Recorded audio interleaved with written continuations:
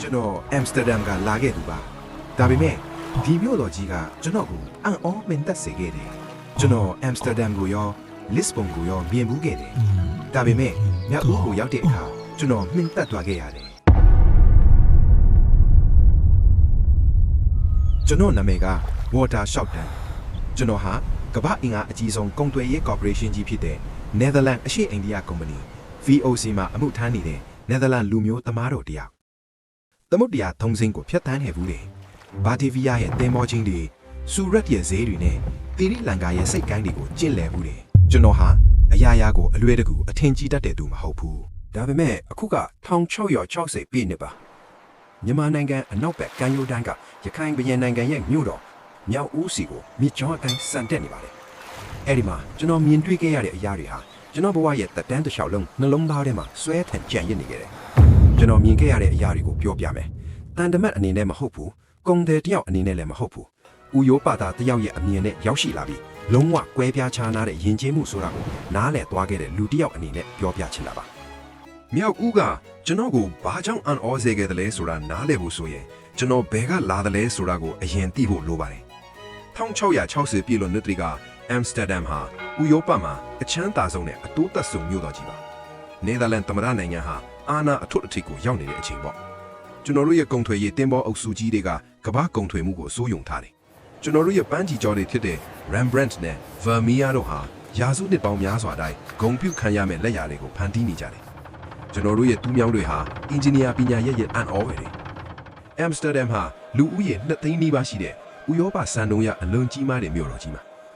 ပေါ်တူဂီရဲ့မြို့တော်လစ်ဘွန်ဟာလည်းကျွန်တော်ကောင်းကောင်းသိတဲ့မြို့တစ်မြို့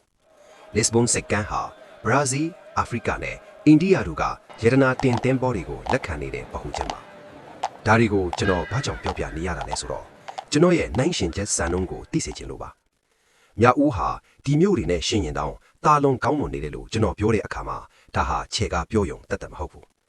အရာရာကိုအရှိအတိုင်းမှတ်တမ်းတင်တတ်တဲ့တမတော်တယောက်ရဲ့မျက်လုံးနဲ့မြင်တွေ့ကြရတာတွေကိုတင်ပြနေတာပါကျွန်တော်တို့ဟာမနက်စောစောအချိန်မှာမြစ်ကြောင်းအတိုင်းမြောက်ဦးကိုချင်းကပ်လာခဲ့ကြတယ်ပထမဆုံးကျွန်တော်တတိပြုမိတာကတော့ရေလမ်းကြောင်းတွေပဲမြောက်ဦးကိုမြစ်တွေဒူးမြောင်းတွေနဲ့တဘာဝရေလမ်းကြောင်းတွေရဲ့ကွန်ရက်ပေါ်မှာတိဆောက်ထားတာဒါဟာကျွန်တော်ကိုအီတလီကဗနီစ်မြို့တော်ကြီးကိုချက်ချင်းတတိရစေတယ်ရခိုင်လူမျိုးတွေဟာအလားတူအရာမျိုးကိုပိုကြီးမားပြီးတဘာဝနဲ့ပုံမလိုက်လျော်ညီညွတ်ဖြစ်တဲ့စံနှုန်းနဲ့တိဆောက်ထားကြတာတင်ဘောအမျိုးမျိုးဟာဒီရေလမ်းကြောင်းတွေပေါ်မှာရာစုနှစ်ပေါင်းများစွာကျွမ်းကျင်လာခဲ့တဲ့ကျွမ်းကျင်မှုမျိုးနဲ့တွာလာနေကြတယ်မြောက်ဦးရဲ့ရေလမ်းကြောင်းတွေဟာအဝေးပြေးလမ်းမကြီးတွေဖြစ်နေတယ်ဒုတိယကျွန်တော်တတိပြုမိတာကတော့တောင်ကုန်းတွေမြောက်ဦးကိုတောင်ကုန်းနှိမ့်လေးတွေနဲ့တောင်တန်းတွေကြားမှာတိဆောက်ထားတာရခိုင်ပြည်ငယ်ဟာတဘာဝတရားကပေးထားတာကိုယူပြီးစစ်ရေးအရာရောအမှုပညာအရာပါပြည့်စုံတဲ့လက်ရာတစ်ခုအဖြစ်ပြောင်းလဲပစ်ခဲ့ကြပြီတောင်ကုန်းတွေဟာတဘာဝမြို့ရိုးတွေအဲ့ဒီတောင်ကုန်းတွေကြားကခြုံဝမ်းတွေမှာမြို့ကိုစနစ်တကျအကွက်ချတိဆောက်ထားတယ်ပြီးတော့တောင်ကုန်းတိုင်းရဲ့ထိပ်မှာစီရီတွေရှိနေတယ်ကျွန်တော်အဲ့ဒီစီရီတွေကိုရေးတွက်ကြည့်ပေမဲ့များလွန်းလို့မရေးတွက်နိုင်ဘူးကောင်းကင်ရန်ဟာအရက်မျက်နှာတိုင်းကထောင်တက်နေတဲ့စီရီပထိုးတွေနဲ့ပြည့်နှက်နေတယ်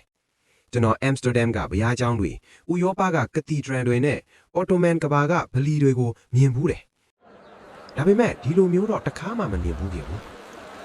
းဘာသာရေးအဆောက်အဦတွေဟာတနေရာထဲမှာစုပြုံနေတာမျိုးမဟုတ်ပဲမြို့တစ်မြို့လုံးကိုမြင့်မြတ်တဲ့နယ်မြေတစ်ခုအဖြစ်ဖန်တီးထားသလိုပြန့်နှံ့တည်ရှိနေတာကျွန်တော်တို့ဟာနိုင်ငံခြားကုန်သည်တွေနေထိုင်ခွင့်ရတဲ့ပန်တယ်လို့ခေါ်တဲ့ရက်ွက်မှာတင်ပေါ်စိုက်ကတ်တယ်ရခိုင်ပြည်တွေဟာနိုင်ငံခြားကုန်သည်တွေကကျွယ်ဝမှုနဲ့ဤပညာတွေယူဆောင်လာနိုင်တယ်ကိုနားလည်တဲ့အုပ်ချုပ်သူတွေလို့ထင်တယ်ပန်တယ်ရက်ွက်မှာဆယ်စုနှစ်ပေါင်းများစွာနေထိုင်လာတဲ့ပေါ်တူဂီကုန်သည်တွေအိန္ဒိယကုန်သည်တွေမလေးနဲ့အာရပ်ကုန်သည်တွေကိုကျွန်တော်တွေ့ထရပါတယ်ကျွန်တော်ခံမှန်းချက်အရမြောက်ဦးဟာသူ့ရဲ့အထွတ်အတိုက်အချိန်ဖြစ်တဲ့6660ခုနှစ်ဝန်းကျင်မှာလူဦးရေ3သိန်းကနေ3သိန်းခွဲကြားရှိမယ်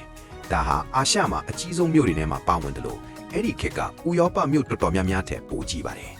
မြောက်ဦးရဲ့ဈေးတွေဟာလည်းကျွန်တော်မြင်ဖူးသမျှထဲမှာအံ့ဩစရာအကောင်းဆုံးတွေကတစ်ခုပါရခိုင်လွင်ပြင်ကထွက်တဲ့စံစပါးတွေအများဆုံးရှိနေပြီး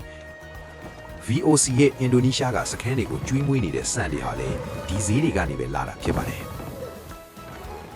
ဘင်္ဂလားပင်လယ်အော်ကရလာတဲ့လက်ဆက်တဲ့ငါးတွေအရှိတောင်အာရှကခွင်မှာနာမည်ကြီးတဲ့ရခိုင်ရက်ကန်းထည်တွေရွန်းထည်တွေကြောက်မြက်ရတနာတွေနဲ့တက်ရုပ်ကျွေတယ်တွေပေါ့မြောက်ဦးရဲ့ဈေးဟာအာရှကုန်သွယ်မှုရဲ့အနှစ်ချုပ်ပဲမြို့ရဲ့ပြီးသူခါလက်ရာတွေကတော့ကျွန်တော်ခရီးစဉ်တစ်လျှောက်ဂျုံဘူးသမျှအနေနဲ့လုံးဝမတူဘူးစေဒီပထိုးတော်ကြီးတွေကိုရခိုင်တောင်ကုန်းတွေကရတဲ့ညိုမောင်းတဲ့ကြောက်သားတွေနဲ့တိဆောက်ထားတာဖြစ်ပါတယ်ရှစ်တောင်းပထိုးတော်ကြီးဆိုရင်သူ့ရဲ့ကြီးမားမှုနဲ့အတိတ်ပြန်နဲ့နယ်မှုကြောင့်ကျွန်တော်တနေကုန်ရှောက်ကြည့်တာတော့အကုန်မမြင်နိုင်ခဲ့ဘူးနေရန်တွေမှာဗုဒ္ဓရုပ်ပွားတော်တွေဒန္တာရလာမြင်ကွင်းတွေနဲ့တမိုင်းဝင်ရုပ်ကျွဲပေါင်းများစွာကိုထွန်းထူထားတာဟာမျိုးဆက်ပေါင်းများစွာရဲ့တရားတရားကိုဖော်ပြနေတယ်လို့ပဲကျွန်တော်ဟာသိပ္ပံပညာကိုယုံကြည်တဲ့ခရိယန်တယောက်ဒီအဆောက်အအုံတွေကိုဖန်တီးခဲ့တဲ့ဘာသာရေးယုံကြည်ချက်တွေကိုကျွန်တော်တေချာမမျှဝေနိုင်ပေမဲ့အဲ့ဒီအဆောက်အအုံတွေကဘာသာရေးထက်တာလွန်တဲ့အရာတစ်ခုကိုကျွန်တော်မြင်နေရတယ်အဲ့ဒါကတော့ယဉ်ကျေးမှုတစ်ခုရဲ့တန်ဖိုးထားမှုသူတို့ရဲ့ရည်မှန်းချက်နဲ့ဖန်တီးနိုင်စွမ်းအင်ရှိတဲ့အရေးအချင်းတွေပဲကျွန်တော်ရောက်နေတဲ့အချိန်မှာရခိုင်ပြည်ကိုအုပ်ချုပ်နေတာစန္ဒသူ့ဓမ္မမြင်သူ့ရဲ့နန်းတွင်အခမ်းအနားတွေနဲ့အဆောင်ရောင်တွေဟာကျွန်တော်ဖတ်ဖူးတဲ့အာရှအင်ပါယာကြီးတွေရဲ့ဖော်ပြချက်တွေအတိုင်းခမ်းနားထဲဝါလာပါပြီလေငါးနှစ်ကိုတစ်ချိန်ဘရင်မင်းမြတ်ဟာမြို့ထဲကိုလှည့်လည်ထွက်တော်မူလိမ့်ရှိတယ်ဒါဟာသူ့ရဲ့အချုပ်ချာအာဏာကိုပြသတာဖြစ်တယ်လို့တော်ဝင်အရှင်အဝါနဲ့မြောက်ဦးရဲ့မြင့်မြတ်တဲ့နယ်မြေကိုပြသတဲ့အခမ်းအနားဖြစ်တယ်ကျွန်တော်ဟာကံကောင်းထောက်မစွာနဲ့အဲ့ဒီလိုထွက်တော်မူခန်းတစ်ခုကိုကိုယ်တိုင်မြင်တွေ့ခွင့်ရခဲ့တယ်ဘရင်မင်းမြတ်ဟာစင်ပြူတော်ကိုစီးနေတယ်အရှိတောင်အာရှရဲ့ဘရင်စနစ်မှာစင်ပြူတော်ဆိုတာအမြင့်မြတ်ဆုံးတဲ့နိုင်ငံရေးအားအရေးပါဆုံးတိရစ္ဆာန်ဖြစ်တယ်စင်ပြူတော်ကိုပိုင်ဆိုင်ထားခြင်းဟာအဲ့ဒီဘရင်ရဲ့တရားဝင်မှုနဲ့အာဏာကိုနတ်တရားတွေကအတိပြုပေးတယ်လို့ယူဆကြတယ်စင်ပြူတော်အထွတ်နဲ့စစ်ကွဲတွေတိုက်ခဲ့ကြပူတယ်ဘရင်တွေဟာသူတို့ရဲ့နိုင်ငံတော်ဖြစ်စည်းမဲ့အရေးကြုံရင်တောင်စင်ပြူတော်ကိုတော့လက်မလွတ်နိုင်ကြဘူးကျွန်တော်မရောက်ခင်ရာစုနှစ်တခုအလိုမှာမြမဘရင်နောင်မယိုသရာဖြူကိုတိုက်ခိုက်ခဲ့တော့ကအဓိကရည်မှန်းချက်တစ်ခုဟာအယိုသရာရဲ့စင်ပြူတော်တွေကိုပိမ့်ပိုက်ဖို့ဖြစ်တယ်မြို့တော်ထဲမှာစင်ပြူတော်ကိုစီးနှင်းပြီးထွက်တော်မူတယ်ဆိုတာဟာအချုပ်ချယ်အာဏာရဲ့ပြရုပ်ပဲဖြစ်တယ်ဘရင်မင်းမြတ်ရဲ့နောက်မှာတော့စစ်တပ်ကြီးလိုက်ပါလာတယ်